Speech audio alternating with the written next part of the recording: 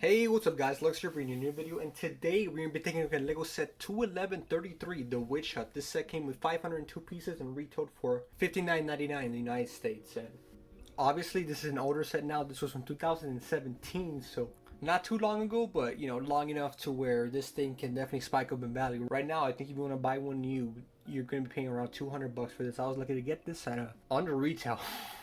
Sealed and everything, so I'm lucky when it comes to that, and hopefully I can bring you an updated and maybe better review from what you would see back in the day, but we'll just have to wait and see. So yeah, this is a very interesting set because it's one of the, if not the only set that was based in the swamp biome. I can't think off the top of my head of another LEGO Minecraft set that took place in the swamp biomes, but obviously this one did. We got the Witch Hut there with the exclusive witch minifigure, which we haven't seen since.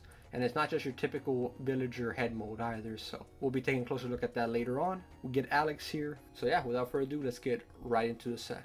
Alright guys, here's the set fully built up. As I mentioned before, there's a lot of little things to take a look at here. But first, as always, we're going to be taking a look at the minifigures. Alright, here we go. And first off, we're going to start off with Alex. Obviously, we all know Alex at this point, especially if you've ever picked up a LEGO Minecraft set. It's either going to be Steve or Alex, and this Alex is no different to the other ones. This Alex is no different than something you would find on shelves today, except maybe the printing's a little bit better. I know the recent figures for Minecraft have been a little lackluster when it comes to just the fading of the face prints, but besides that, typical Alex, nothing too special. This one comes with a iron chestplate accessory, as well as 2 wood shovels, which in this set are used as paddles to help Alex travel with the boat, which isn't really necessary in game, but a nice little detour inclusion that LEGO decided to put in here. So I mean, 2 wood shovels, nothing to be ecstatic about, but 2 accessories nonetheless. I guess we'll take them. But anyways, that's been Alex. Moving on. Next up here is the pig. This is a typical adult pig, not the smaller baby pig builds that we've seen more recently. This is just a little addition to obviously having a background as scenery, some animals. They can be scattered about in pretty much any biome, so it would make sense here. Nothing too special about this one. Just your typical pig that we've seen before and will continue to see. So yeah, that's been the pig. A little extra inclusion in the set. Moving on. Next up here, we have a little bit of a more elusive figure. This is the baby slime here. Now these guys are not very common. At least back then, they were not very common. Obviously, first seen here in the Witch Hut set, then later on the Mountain Cave set. So in 2 older and relatively expensive sets nowadays, but more recently in the Abandoned Mine, these guys have been included and have become more viable, more common, but obviously still not the easiest thing to get. You're only getting one of them for a $20 set. Here we get 3, and I think it's a pretty fitting inclusion. These guys spawn in swamp biomes. A very neat inclusion here for sure. And moving on. Last up here, but certainly not least, here we have the Witch. Now this has become a very elusive figure because she was only ever released in this set and has not been released since, and has spiked up in value quite significantly. You'll be lucky to find this Witch under $40, pretty much her going price right now, and yeah, for good reason. So first off, obviously she uses the regular villager body as well as the short legs that most villagers are given. However, the difference here is that she comes with a unique headpiece. Obviously it looks like the other villagers, however the headpiece here is actually attached or molded into the villager headpiece here, which is obviously only unique to her. The print is obviously a little bit different in a darker tan than what we're used to with the regular villagers. We have some printing on the nose to also represent the mole, but yeah, honestly the hat piece here is obviously what gives her the value and really stands out here. Even the hat has printing. I haven't seen that before in any LEGO Minecraft figure for sure. Typically the closest thing we get to like hat accessories are the helmets, and this one definitely stands out among the rest. Again, just slight variation in the printing when it comes to the body. No printing in the back as we're used to with most of these Minecraft figures. But yeah guys, that's been the Witch. Very desirable. I'm surprised LEGO hasn't re-released her in something, but I guess they deem it too, I guess, expensive or something. I don't know. It's definitely a very neat figure here. I would definitely want a lot more of these, especially since now they spawn randomly in the world. They don't have to be in swamps exclusively. So definitely the highlight of the set. Definitely probably what gives it the value that it has now. But that's been all the figures, so now let's move on to the build. Alright, now that we're done looking at the minifigures, we can take a closer look at this set, and obviously it has a lot to offer. So we're going to start off from the left and move away to the right just to really grasp or see all the details that are packed into this. Obviously it's a lot of just scenery build, like landscape, of what you would expect from a swamp. So yeah, let's get started. So as I mentioned before, we're starting off from the left.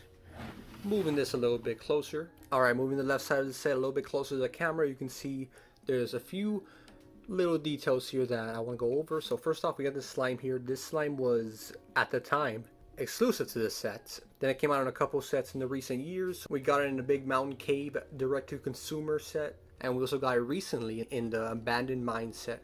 We get one of these little slimes here included. Now this is in the inclusion given that at nighttime slimes can spawn in the swamp. I believe only during a full moon, but I think more recently you can find them a lot easier.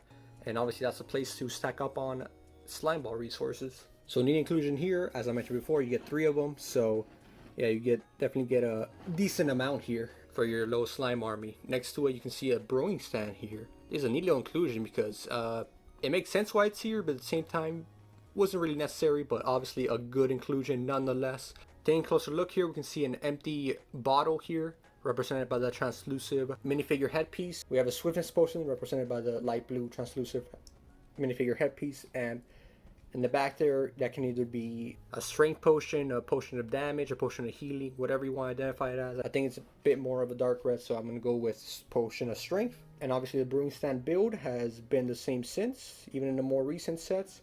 And I think it still works. No need to make any special piece. Obviously it's a little bit oversized if we're thinking about scale here, but I think it looks and is represented pretty well here. No complaints there. Also, next to the brewing stand, we can see a chest, a double chest here. In here, we can see obviously a gold sword sticking out. Inside as well, we take a closer look. And if we take a closer look, we can see a few more things scattered in there. We can see 2 slime balls, some redstone dust, as well as, you can't see it very well here, but this translucent yellow stud with a white stud attached to it is meant to represent some glowstone, giving that coloration. So that's a pretty neat reference. These are all loot drops from the witch. So, and obviously the slime is from the slime. So some mob drops there, stored in a double chest for whenever Alex may need to come back for some of these resources. That's a neat little inclusion there. We can see some mushrooms on this side of the build as well. And that's pretty much it for details on the left side. Moving a little bit closer to the center. Here obviously we can see a river flowing behind this torch here. We can see a bunch of lily pads just scattered about. Obviously they're very common in the swamp. I would have liked that they were a bit more distributed and all right next to each other. Obviously you can move them yourself. They don't have to be there, but just me following the instructions, that's where they were placed. In the back here we can see a blue orchid, a flower very commonly found in the swamp biome, and we got a little bit of a viney tree in the back. That's a nice inclusion there, and I think they represent the vines here very well. You can put it in place or you can detach it to move the vines around. Small little detail there, not too important. Moving further to the right on the back side of this set, we can see some brown mushrooms growing under that tree over there, as well as another blue orchid there. We can see a slime in the back. We see a pig there just because, you know, animals spawn at random. They can spawn in the swamp. So a nice little random inclusion, but obviously it makes sense here. We can see another viney tree in the back there, obviously with a bit more scenery. And if we take a closer look at the forefront of the right side, taking a closer look in the front of the right side, we can see there's a little bit of a sand patch over here with a torch on it and some sugarcane growing to the side. And if we move all the way to the right, in the end here, we can see a little bit of a slime. And something different with this slime being placed in this position is that there's a little bit of a function included in this set, or a play feature. In the back here, we can see a little bit of a lever. And if we twist it a little bit, it gives the appearance as if the slime is, you know, jumping around, what it would typically do in game. Nothing too insane, but a small little fun feature here. Honestly, I can do this all day. And he rotates around too, so you can do a whole 360 with him. Very fun inclusion here. Nice little addition by the designers, and yeah, I'm not too upset with it at all. Something a little bit different that you can mess around with for sure. Moving on, we can see the main attraction front and center. Here we have the witch hut. Now this witch hut is nothing insane, but at the same time in the in-game it's nothing insane either. I think they represent it pretty well here. So first off, we got the witch. Let's move her. Obviously they spawn in these witch huts. See, that makes sense for in-game. And if we take a closer look in the interior, we can't see too much in here, but we can see a cauldron and a crafting table, things that would typically be found in a witch hut in game as well. On the side here, you can see that the witch put a little potion on the window, probably a poison potion. That's what they typically use to attack players. Very annoying, by the way. We got a little bit of fence detail being used here in the outside. Obviously, as you saw, the roof of the witch hut can be detached or reattached, however you want to call it. You can lift it up so you can get a closer or easier access to the inside. There's not too much room in the actual one either. Obviously the roof feature, you can see using a little bit of that Technic build there. Very subtle, not too much really. Very easy to build there. And you can place it back really easily. Obviously the roof looks very accurate, or at the very least very nice. They use different color wood here to obviously contrast, and obviously not have the whole thing be a big brown like square. They're adding a little bit of detail there to make it look more interesting.